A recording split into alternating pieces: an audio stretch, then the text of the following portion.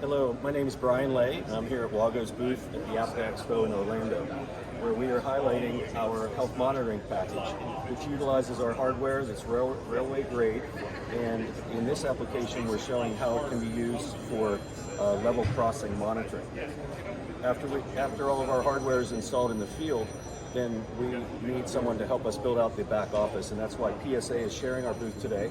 And when you stop by, we can show you what is happening with the back office application. This is John to tell you more. Brian, thank you very much, and very much appreciate the opportunity to join you in your booth here at the APTA show. So I'm very excited.